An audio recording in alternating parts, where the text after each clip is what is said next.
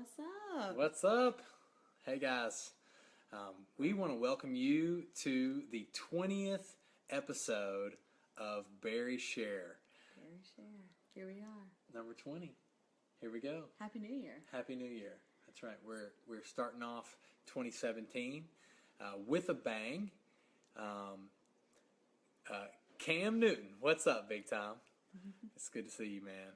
Happy New Year to you. Hey, Diana. We are going to be talking about fasting and praying together in the new year, and specifically, and it'll apply if you're single, or if you're dating. But specifically, we're going to be talking about some of our experiences of fasting and praying together as a married couple, and so we're pumped about the topic tonight. We'd love to have you guys hang with us and join the conversation, drop some knowledge on us, we're going to have a good time tonight. We got some new coffee mugs. We have new coffee mugs. Yeah, they have our initials. Some of you may be wondering why mine has a C on it. It's because my sister-in-law gave it to us, and she calls me Coley, C-O-L-E-Y. So those who are, I guess, closest to me call me Coley. And this is my official invitation for you to call me Coley, and that is why I have a C on my cup. Come on. And so, and I don't know if you guys know this, but Nicole has a blog that is separate from barryshare.com. Max, you want to say hello to everybody? Mm-hmm. Max says Happy New Year. And Jen here. Hey, Jen. Yep, ColeyBerry.com. That's right. Most of my stuff, though, I've moved over to Barry Share. So you can go over and check on ColeyBerry.com. There is some old school stuff. I've been blogging, actually, since 2005. When we first got married. Our very first week of being married, I started blogging. So that's going on 12 years now. And that's a lot of content. A lot of If you want to see some old pictures and some funny stories. She's hilarious, by the way, if you haven't figured that out yet. But I think she's even funnier in her writing than she is in her verbal jokes.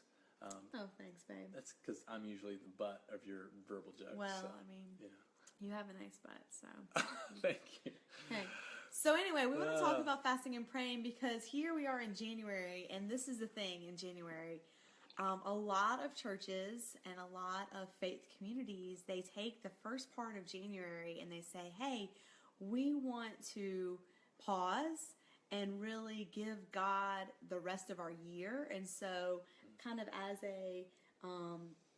as like an example to themselves or to the Lord or to the community is like, we're going to give God this first part of our year and we're going to fast and pray. And so the church that we're a part of here in Charlotte, we're doing a 21-day fast, and we were just meeting with some of our people in our small group yesterday talking about it, and man, it's been really, really good. It's been hard. So we wanted to talk about different ways that you can fast, what it does when you fast together, when you pray in together, and not just fasting, but fasting and praying. And so we're probably not going to preach, although Brandon has some preaching up in him, I think, tonight. He's ready to preach, so you may get some.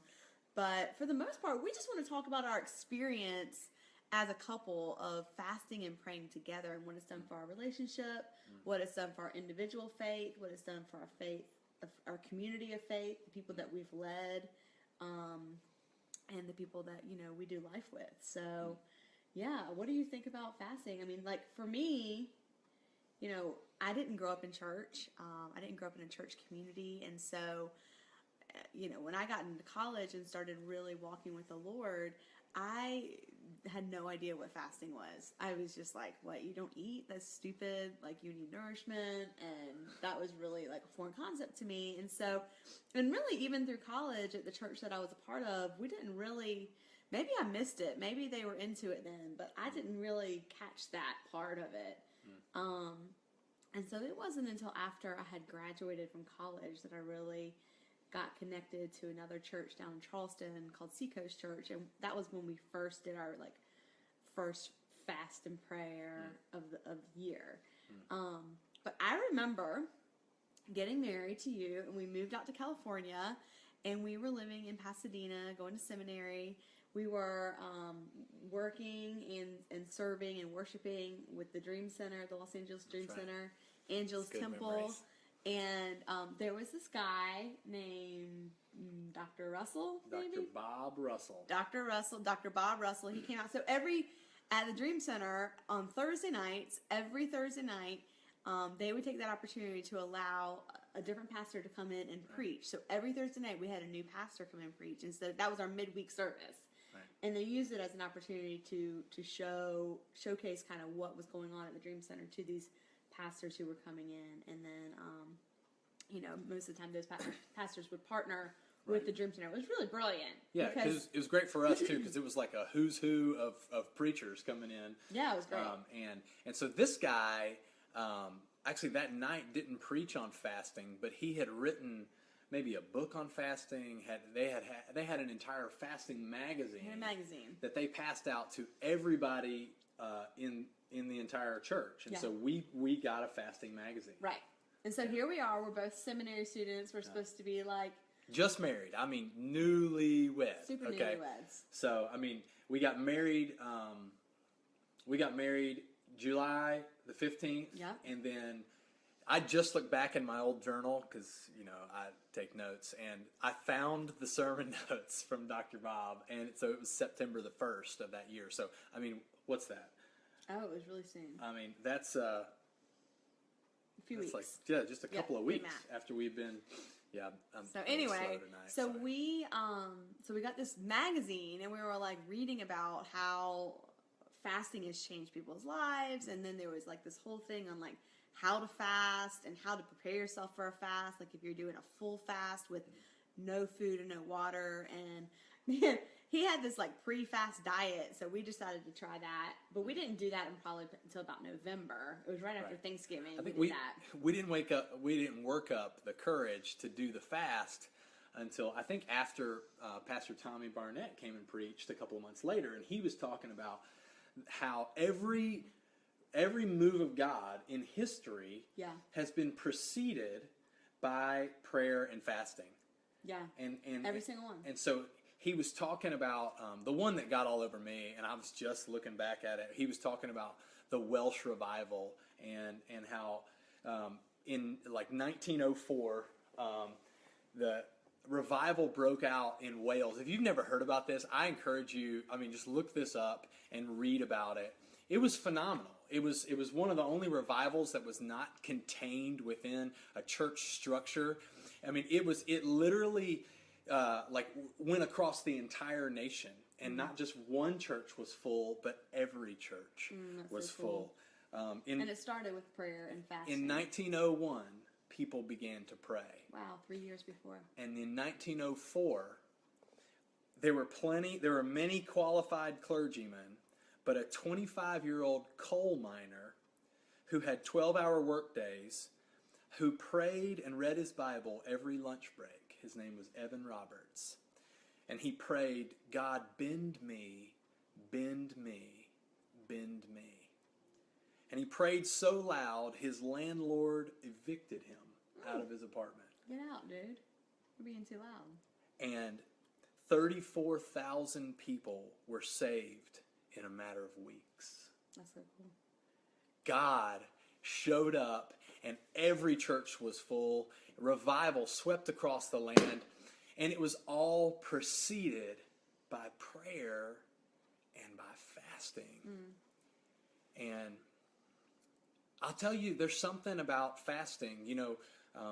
Jesus and his disciples, he was hanging out with his disciples, and he empowered them to go out and to do some of the ministry that he had been doing. And they went out and they tried to cast out the demons like Jesus was doing, and they were successful. And a lot of times he said, use my name, and tell them in the name of Jesus, get out and speak with authority. And so they did, and most of the spirits obeyed. But there was one devil that didn't buke. There was one that did not obey. And they said, Jesus, they came back and said, why did this one not leave? And it's like he drew him close and he said, this kind only will go by prayer and fasting. And so there's something about a spiritual authority that occurs when you are willing to amp it up and you want your spirit man to grow. Then one of the things that you can do is you can fast. And so fasting means that you are intentionally doing without some pleasures of the flesh because you want, where the real joy comes from, you want your spirit to come alive. Yeah. And so you're willing to deny yourself temporarily with little things so that the real you, the you that's on the inside, can come to the surface and you can live on another level.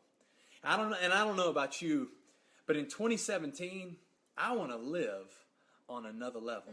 And if you agree with that, I just feel like there's something on that. Can you just say, I want to live on another level? I do. I want to live on another. I tell you what, though, today when we were fasting, I did not feel like I was living on another level at all. Can I just be honest? I felt like I was living like low level because I was like low energy. Right, keep it real. But we decided. So this is one of the things, and we'll get back to the thing in California because I do want to connect with that. But you know, a lot of people are doing this prayer and fasting, and for us, we've done a Daniel fast for 21 days. That's when you just eat vegetables and fruit and whole grains, and you take sugar and you take meat out of your diet. And that is awesome. I mean, I've had some great breakthrough with that. We've done the Whole30 diet during a prayer and fasting time. And this time I was kind of doing that. I was like, yeah, we're going to do Whole30 and I'm going to lose some weight too. It's going to be awesome to get back in my jeans after Christmas.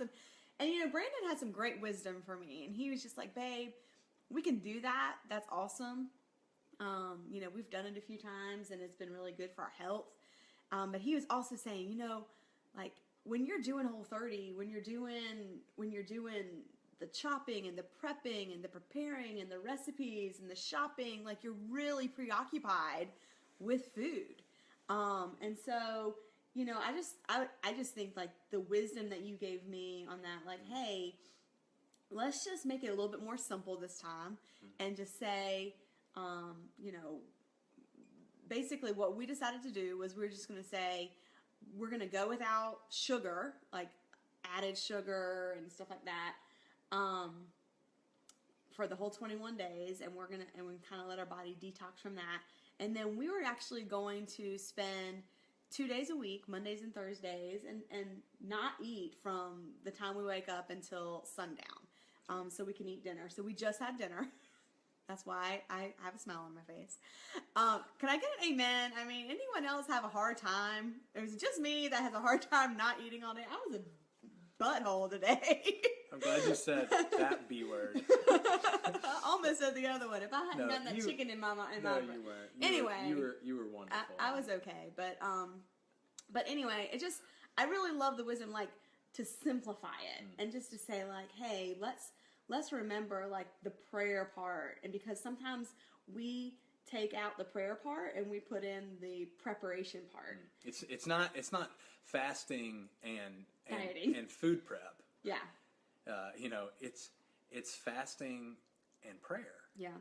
And so I just want to encourage you, some of you guys, you know, you're doing this and it's awesome. And hey, whatever God's put on your heart, on your own personal spirit to prayer and fast, like, that's awesome. Obey him, you know, but just don't get caught up, as I have, in the doing of it.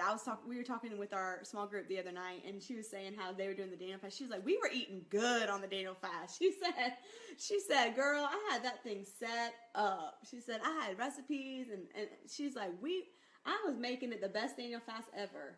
And, you know, she's like, I lost the point of it. And so, I just want to encourage you, you know, whatever it is, even if you said, you know, I'm going to do Whole30, and now you're a few days into it on your own, and now you're like, wow, I've been thinking a lot about food lately and not as much about the Lord. You know, just whatever God's showing you to do, just do that. You know, you don't have to be completely on it the whole entire time. just rigid. Just continue, just keep your heart open and listen to the Lord. So back to Los Angeles. Yeah. We decided to do, before we did this pre-fast diet thing that he was telling us about. And like the very first day that I did it, I threw up 3 times and I had like a massive headache. My body was detoxing because we were so poor that the whole time we lived in California, we literally would like have to go and stand in line for free food. And like it was all packaged, processed. We had zero money. We were literally living on faith, just that like, God, you have to bring us money in our mailbox to pay the rent. It was really a great season now that we're out of it. But it was tough. And my body was just like, oh. So we detoxed out of that. And then the magazine was telling us, you know, there was specific things that you were praying for throughout the week that you were praying and fasting when we started it. And I remember two main things. One, we were praying for my parents' salvation. Come on. And we were just really impressed. Of course, I had been praying for their salvation for over 10 years at that point, or about 10 years, and just knew that God wanted to just capture their hearts. And I had tried so many things. I had tried praying. I had tried talking to them. I had tried showing them my life had changed. I had done everything that I could do in the human nature. And here we were all the way across the country. And I just had this like burden for their salvation again. Just like, you've got to go back and ask the Lord to continue and just don't give up. Because, you know, we're in the middle of like getting married and moving to California and starting seminary. And sometimes you just let up, you know, on the gas a little bit, but God was just like, push the gas. And so I remember we committed to praying and fasting for 3 days. And we were like, we're praying for their salvation. Like, we want to see breakthrough in their hearts. And we would walk back and forth in the living room. Remember that? You were like on one side of the couch and I was on the other side of the couch because that's all we had space for. And we prayed and prayed and prayed in that little apartment in Pasadena. And I remember on the last day of the prayer and fasting, the day after, we got a call from my mom, and she just said, "Hey, I'm sick. I don't know what's wrong. They think something's really wrong. We're not exactly sure, but just want to let you know, like I'm sick. It's bad." And so I was like, this isn't what I prayed and fasted for, God.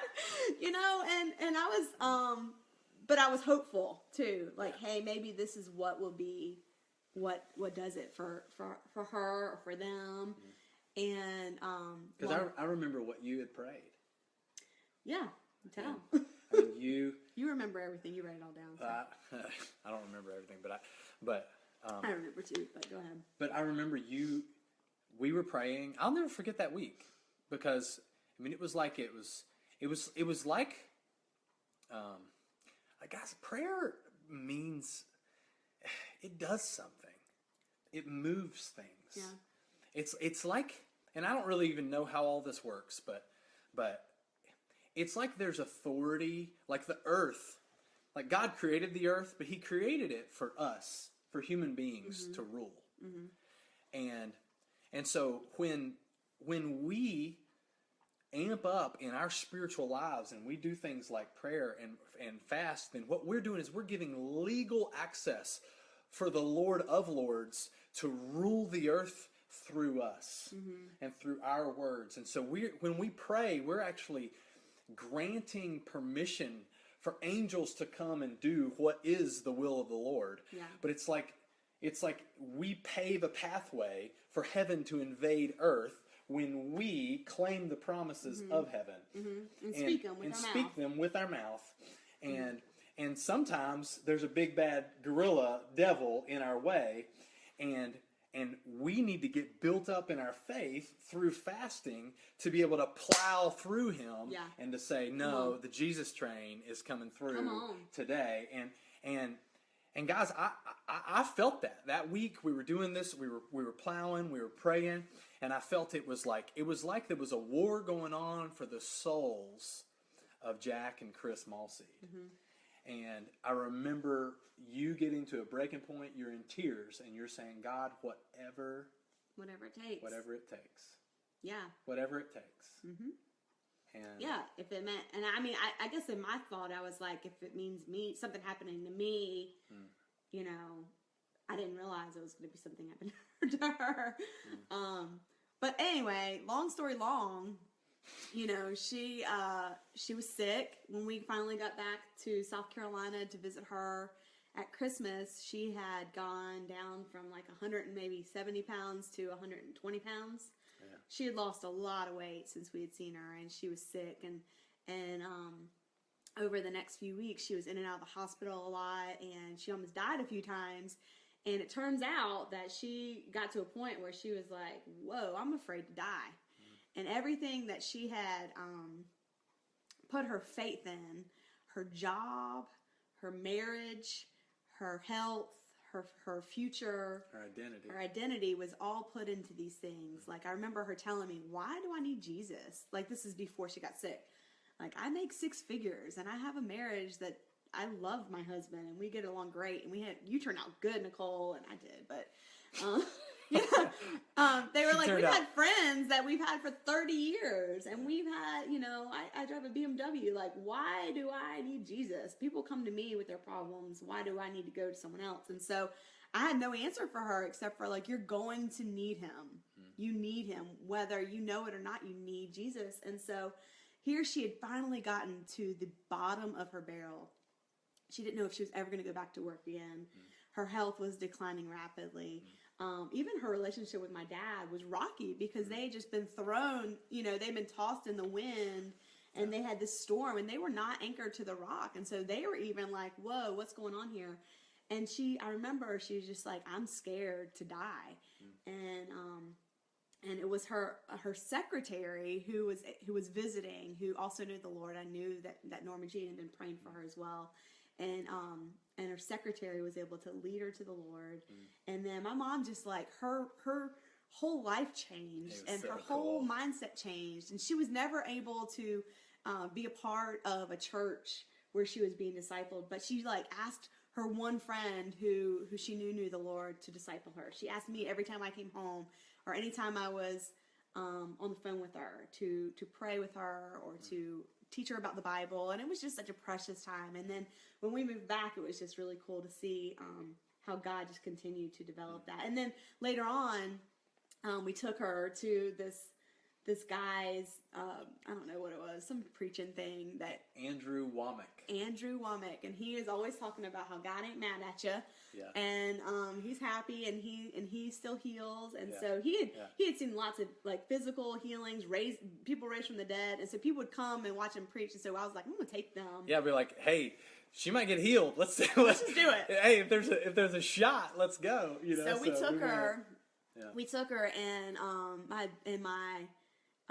you weren't there, but I had taken Ella. She was a baby up to see them. They were at Duke. She was trying to get a lung transplant, and my dad. It was Valentine's Day, and my dad.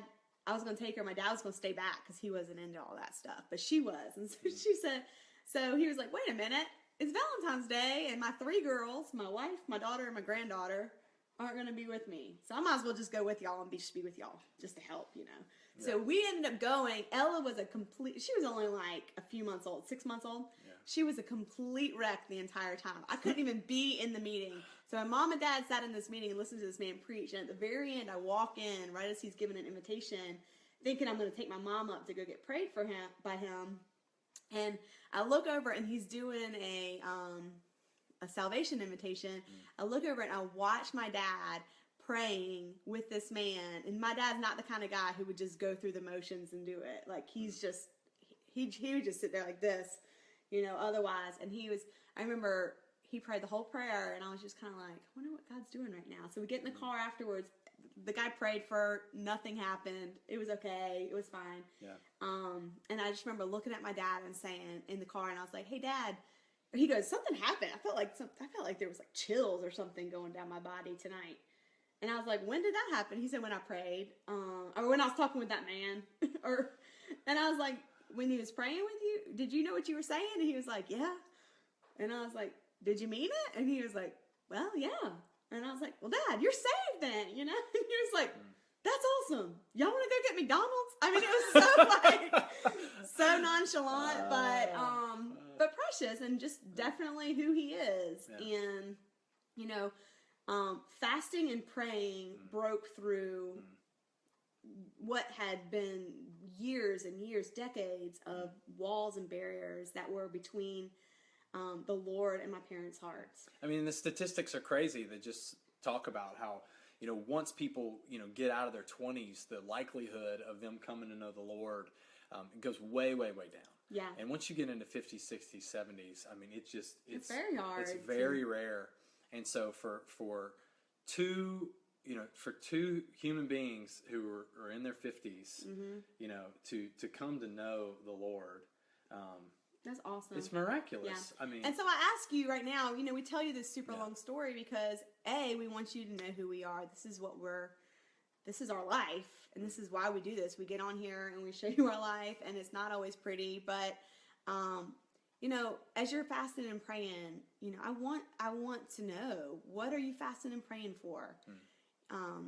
If you feel comfortable to share that on a comment, we would love to know that. We would love, because we're fasting and praying during this 21 days, and we want to join with you and pray with you, along with you, to see God do awesome and amazing things in your life and through your life and in your family's life.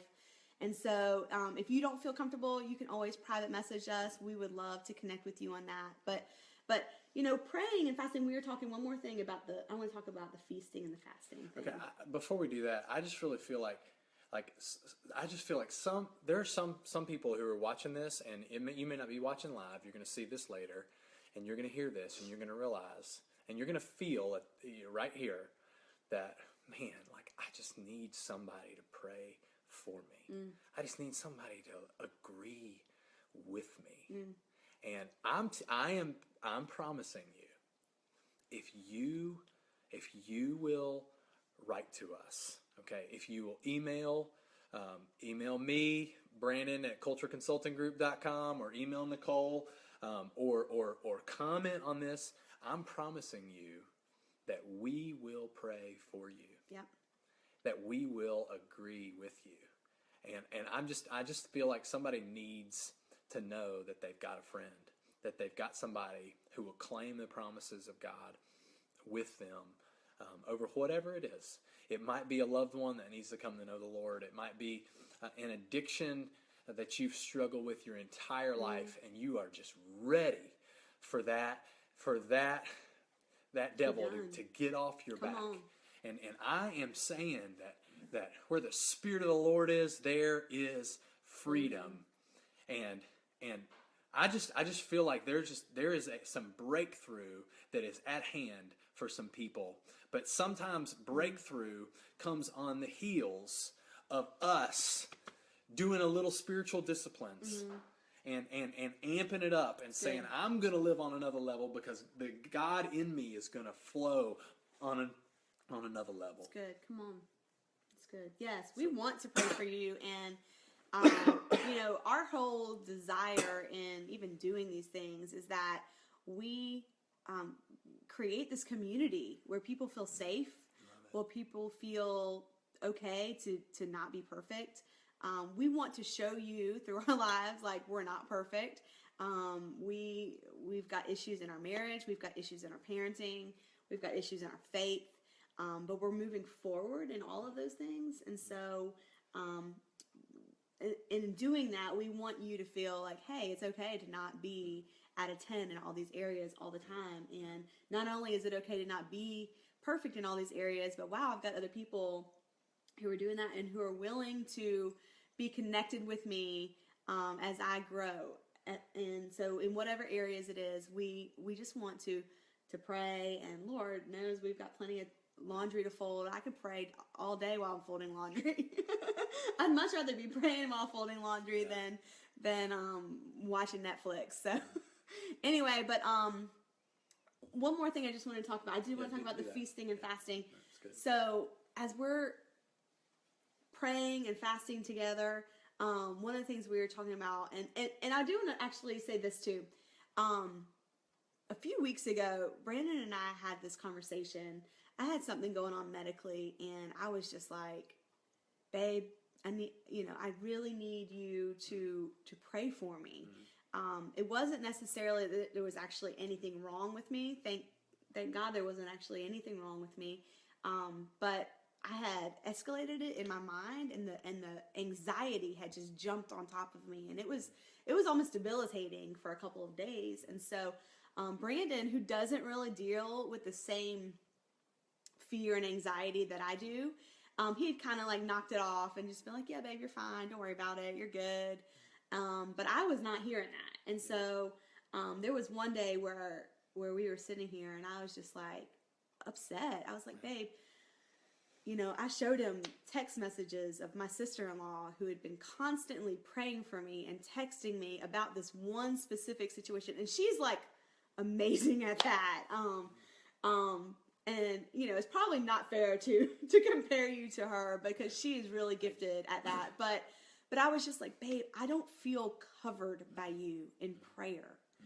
I feel like my sister-in-law is praying for me more. I feel like my friends are praying for me more than I feel like you're praying for me right now.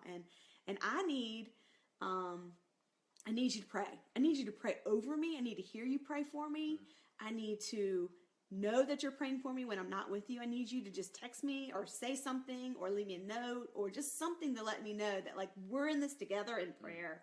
And that was a very vulnerable moment for me to have to actually say that. And I think it was probably pretty, I don't know, humbling for you to hear. Like, yeah. And so I'll just say, and she knows this, I mean, how I responded. Yeah. Because that wasn't easy to hear. Because I want to be the big, bad, Braveheart warrior that's going to protect my boo, right? And but here's the thing. She was not feeling covered. She was not feeling protected. She was not feeling prayed for. And to be honest, I had gotten lazy.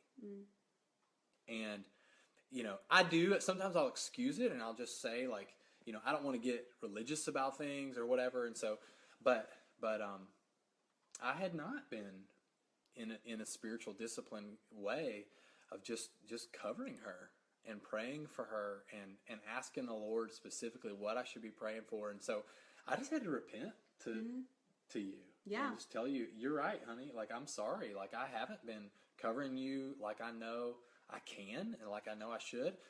And that was so thank you for, the little encouragement here. Yeah. The speaking truth to me, because it's my job as priest of this home to be a covering for you and for these girls. And so, And it was good. It was so good to see you just change, repent, changing his mind, changing his ways, and actually, showing me and making more effort toward that. And it was awesome. And so as we're going into this 21 days of fasting and prayer, one of the things that we decided that we were going to do is we are actually going to hold hands or be together in the same room and pray with one another over each other, over our children, over some of these issues that we're walking through, and literally, praying together is one of those things that we tell couples when they're dating that is probably not very good for you to pray together, because it brings such intimacy when you're just dating, when you're not engaged or something. But I tell young single women, it's if you just started dating a guy, don't get into the throne room with him. Don't start praying with him, because your heart will get connected to his heart so much quicker through prayer, and you really want to guard your heart. Now, I think when people are dating before they're married, the devil does everything that he can to fast forward intimacy and to make it happen quicker than it should. And when they're married, he tries everything he can to break apart intimacy. And so he does everything he can. It was so funny when Brandon and I were dating and engaged, especially when we were engaged, we prayed together a lot. And so we really did connect on that spiritual level. And it was almost immediately after, maybe not after we were married, but soon after we moved back to South Carolina and started just real jobs, and we were both out of seminary and stuff, real life, having kids and stuff. Yeah. And it was praying together was just a really difficult thing for us to stay consistent with. And so, we've had spurts where we do it really well, and then we just slack off, to be completely honest. And so that was one of our things. Like, we want to create that habit again of praying together, praying with one another, for one another, over one another, touching one another through prayer, and letting each other know that even when we're not together, we're praying for each other this week. I mean, over these next 3 weeks, and hopefully beyond. Yeah. You know? And that was one of the things that I recognized was that sometimes I was praying for Nicole, but in a sense of, and maybe it was humility, maybe it's false humility, I just wasn't telling her about it, because I just was like, well, God's doing this thing, and I don't necessarily have to brag on myself and tell Nicole every time I'm praying for her. But she was basically saying, Brandon, actually, no, like, I need you to like this. right now, I need to know when you are praying for me, because that helps me to feel covered. And so, I'm telling her now. So I'm telling her now, like, hey, I'm praying. So when I pray for her, I'm trying to also communicate to her, hey, I'm praying for you. Yeah. Which feels a little weird, because that's just not my normal thing. It's a little awkward, but it's good. But for her and for her heart, she's feeling the love. Yeah. And that matters, especially for me, because I get so waffle brained sometimes, and I just get so focused on whatever I'm doing that she needs to be reassured that I do have random thoughts in the middle of the day when I'm not with her about her, and then I'll actually believe, bring her name and her situation, before the Lord in prayer. Good. So yeah, the last thing I wanted to talk about with it was just this idea of feasting and fasting. And so last night we were talking about this again in our small group, and we were saying that when we are fasting food, we are given the opportunity to feast on the Lord. And our little daughter's coming in. Hi, you can come here. It's okay. Caroline, do you want to say hello to everybody? Hi. Hi. Say Carolinisms. If you were wondering why Nicole kept going. Yeah, it's because she's coming down the steps. Yeah, so anyway, awesome. We'll just do this with her. So here we are, and we have this opportunity to feast on the Lord. I think about a feast. I think about the preparation that goes into it.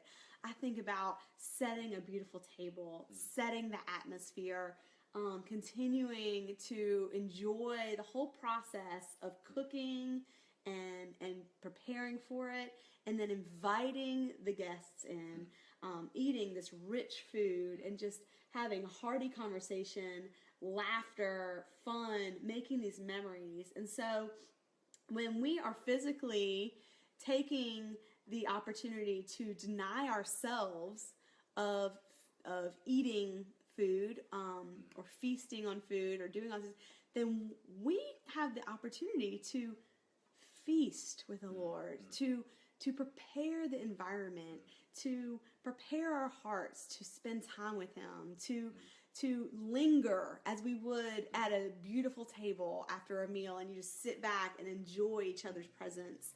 We're not getting out of the chair quickly. We're not trying to clean up quickly. We are just there. And so as we were talking about how this feasting and fasting goes back and forth, I realized that there are so many times. We have another daughter who just came in. We're feasting on feasting on kids. Daughters. So you know what? We're going to just make room. Hey, Ella. And it's 10:30 or whatever. Allie's asleep. Okay, Allie's She fell asleep. asleep with ice in her bed. So nice. right now we are feasting on estrogen. some berry goodness right here. So, the other option of that is that when we are feasting on whatever it is that we're feasting on, it could be food, it could be social media, it could be just entertainment, whatever it is, then if we're feasting on something, we're fasting something else. And so if I'm spending so much time scrolling through everybody's timeline, if I'm spending so much time reading mom blogs, if I'm spending so much time working, if I'm spending so much time preparing dinners and or doing housework or whatever it is that takes up my time, then I'm fasting. I'm saying no to something else. I'm usually saying no to my rich time with the Lord. And so during this experience, we are just trying to stay focused on on enjoying the feast of the Lord and tasting and seeing that He is good, and blessed is the man who takes his refuge in Him. And so I just want to encourage you with that as you're thinking about fasting and prayer. I want you to not consider it being a time where you're just denying yourself something, but instead that it's a time where you can feast on the Lord, where you give yourself permission to linger and see how He is able to completely satisfy you in ways, in physical ways, in spiritual ways, in emotional ways. We just want to encourage you during that time to really dig in and enjoy the feast and recognize your royalty, your royal position at the table with the Lord. I think that's good. I mean, and I think the hunger pains, the sugar low, the headache, whatever it is, that's a reminder that you're fasting. Use that as a reminder to in your spirit come to the table. And so the hunger is there because it's a symbol to you that you're hungry physically, but it's a symbol, and it's a sign to God that you're hungry spiritually. Yeah. And what is the promise that Jesus said? He opened His ministry with it at the Sermon on the Mount. He said, "Blessed are those who hunger and thirst for righteousness, for they shall be filled." And I know that in 2017, I am hungry for more of God. I'm hungry for revival. I'm hungry for these girls to know Him like I know Him. For them to stretch out their hands and heal. For them to preach. For their feet to be anointed, because they bring the good news of the gospel of the kingdom. And I'm telling you, I'm hungry for God to do amazing things. Are you hungry?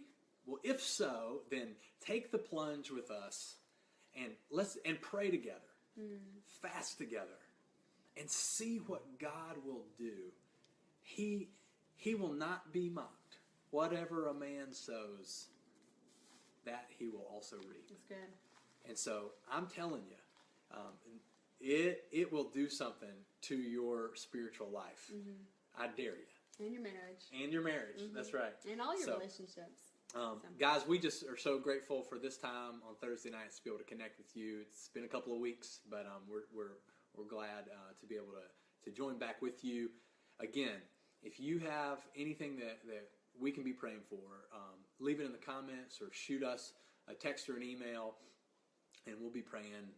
We'll be praying with you, agreeing with you. Love it. You guys rock. We'll see you again next week. We do have some awesome things coming up with Barry Share, so stay tuned in the weeks to come as we start to reveal some exciting things. And we just want to say, be blessed. Be blessed in your fasting and your feasting. Be blessed in your prayers and your relationships. And thanks again for being with us tonight. And by the way, we're going to be hosting a marriage conference. Oh yeah, we are. And so, do you want to tell them the details of that, or we can just post it later on? We'll post it, but okay. But yeah, we're going to be speaking at a marriage conference February 10th and 11th here in Charlotte, North Carolina. We're going to be the main speakers, so we are super pumped about that. What a great opportunity to share a lot of what God's done in our hearts and our marriage through us, and just be able to connect with awesome couples at Mosaic Church. It's in Charlotte, North Carolina. You can go to mosaicchurch.tv for more information about it, and we would love to see you there. So it's going to be a great time. We'll give you more information. We'll post some things about it, but that's a little shout out for you. We would love to see some of your faces there in person. So y'all have a great night. We'll see you soon. Love y'all. Good night. Say good night. Can you go? Good night. You want to press the button? You can go press the button. How do you? It says finish. The finish button. Right there. Okay. You do it on mine, and Caroline, you do it on mommy's. That's it. Good job.